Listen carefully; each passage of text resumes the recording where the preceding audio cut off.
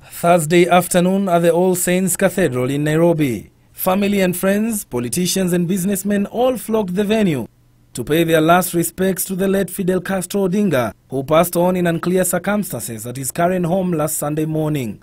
The ceremony was attended by President Uhuru Kenyatta, Deputy President William Ruto, among other key government officials. While eulogizing the late Fidel, President Kenyatta described him as a promising young man full of life and charisma. We have lost a great son, and we are here to share this moment of grief and pain with you. I am also here in my own personal capacity as a friend of Fidel's, a man who I respected. And indeed, as has been stated here, a man who knew how to cross the political divide, the ethnic divide, the religious divide, a man who bore no grudges, a man who had no bitterness, a man who could easily congratulate you on the one hand and be your competitor on the other. On his part, former Prime Minister Raila Odinga spoke highly of his son, remembering the many memories they shared together.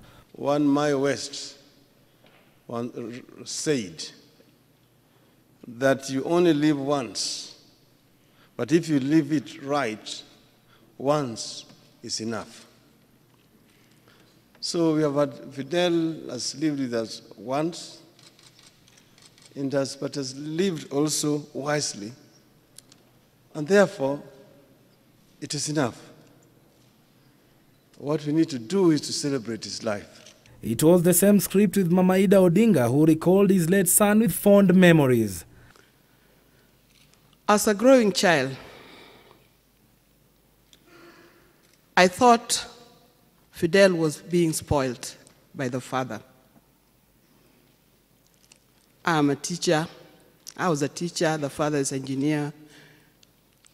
But I felt that as a teacher, I had to bring up my child in a certain way.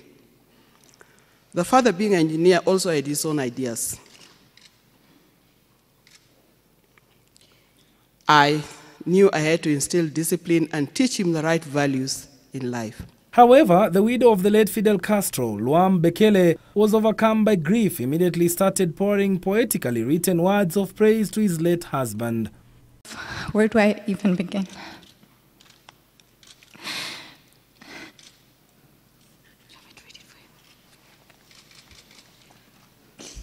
I'll read it on her behalf. My love, where do I even begin? A few years ago, I met my 6-foot Prince Charming.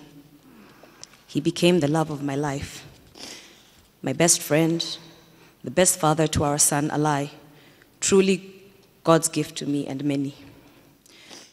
The funeral service was held amid tight security, with thousands of Nairobi residents turning up to console with former Prime Minister Raila Odinga's family. The late Fidel died under mysterious circumstances last Sunday, with pathologists yet to shed light on the cause of his death. His body will be airlifted to Kisumu Friday morning, with a brief stopover at the Jomo Kenyatta grounds before being transported by road to Bondo. On Saturday, a memorial service will be conducted at the Jaramogi Oginga Odinga University of Science and Technology grounds before the interment at the family cemetery in Kang'o Kajaramogi farm. For Channel 1 News Hour, I'm Ron Cliff. Odid.